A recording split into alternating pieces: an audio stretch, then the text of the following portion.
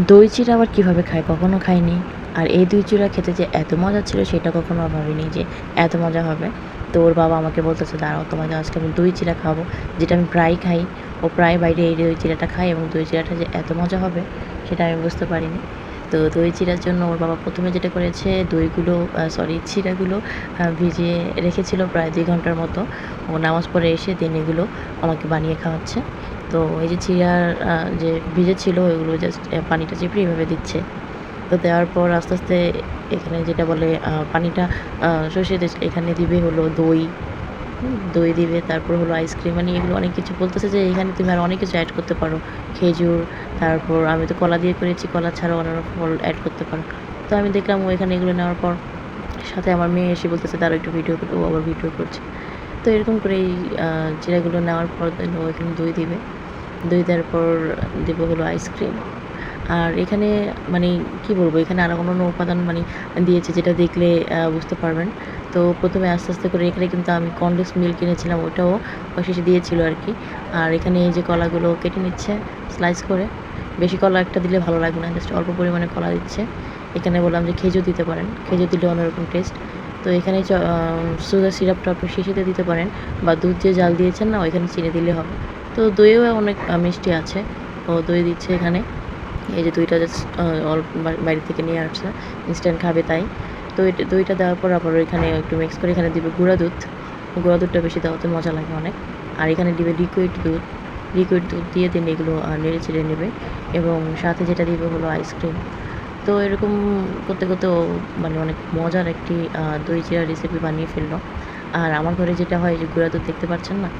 গুঁড়া দুধ থাকলে ২ দিন না, ওর বাবা যদি খায় ৪-৫ দিনে শেষ হয়ে যায়। কেন বললাম? কারণ এই গুঁড়া দুধ দিয়ে, চিনি দিয়ে, মুড়ি দিয়ে ওরা খেয়ে শেষ করে ফেলে, যেটা মানে কি বলবো? আমার মেয়েও ওটা শিখে ফেলেছে ওর বাবার দেখা দেখে। তো এই যে আইসক্রিম, ভ্যানিলা আইসক্রিম যেটা ও নিয়ে আসছে এটা দিয়ে দিচ্ছে। সাথে ওই যে লিকুইড দুধ দেখতে পাচ্ছেন ওইটা দিবে ইনস্ট্যান্ট।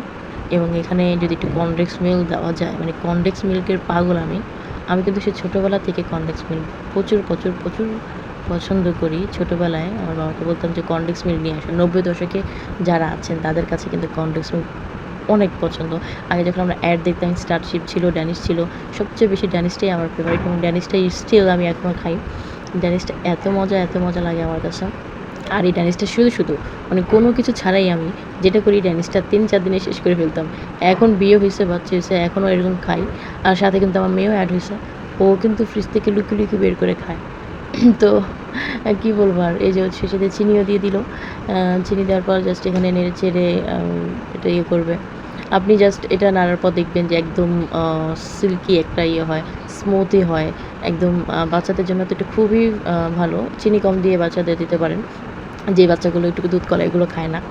তো এই যে এখানে ও জাস্ট মাখাচ্ছিল আস্তে, আস্তে। তো আমি ১ম এ একটু খেতে চাইনি। বলতেছে এটা কেমন লাগে? আমি তেমন একটা দই মানে চিড়া খাই না। তো এভাবে যদি বানিয়ে মাঝে, মাঝে খাওয়া যায় সেটা স্বাস্থ্যের জন্য খুবই ভালো। আর যে গরম পড়েছে প্রচণ্ড গরমে আপনি এটা খেতে পারেন। আপনার শরীরটা পুরো ঠান্ডা করে দিবে। দই চিড়াটা খুবই উপকারী, খুবই স্বাস্থ্যকর আমাদের সবার জন্য এবং বাচ্চাদের জন্য তো আরও। যে বাচ্চাগুলো যেটা বললাম আ খেতে চায় না দুধ এবং কলা, তো একটা পুষ্টিকর খাবার বলতে পারেন। সো এভাবে আমি আরকি আমার ভিডিওটা শেষ করলাম। এরকম কথা বলে এরকম শেষ ফিনিশিং দিয়ে। তো আমার বাচ্চাটাকে ট্রাই করেছিলাম একটু খাওয়ানোর। আর যেটা বললাম চিনিটা বেশি হয়ে গেছে বাচ্চার জন্য, চিনিটা কম দেওয়াই ভালো। যে বাচ্চাগুলো একটু মিষ্টি পছন্দ করে সেই বাচ্চার জন্য একটু চিনি দিয়েই খাওয়া যায়। সো এরকম করতে, করতেই আমাদের দই চিড়াটা বানানো ফিনিশ এবং আমি ফার্স্ট টাইম খেয়েছিলাম, ওর বাবা আমাকে দিয়েছিল বানিয়ে। আমি যেহেতু খাই না, তো এরকম যারা খান না তারা এভাবে ট্রাই করতে পারেন। সাথে আরেকটু কনডেন্স মিল্ক দিয়ে জাস্ট অস্থির একটা ডেজার্ট ছিল আমার কাছে মনে হয়। তো এইভাবে আপনারা ট্রাই করতে পারেন। আল্লাহ হাফেজ।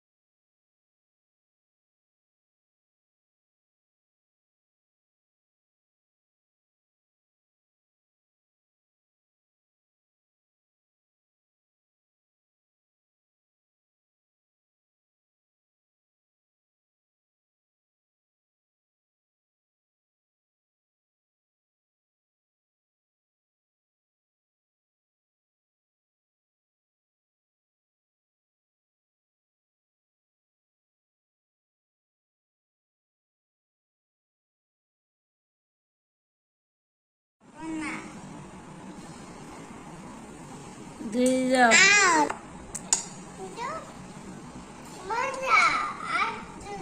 বসো, খাওয়া খাওয়া তোমরা বসো। দূর করে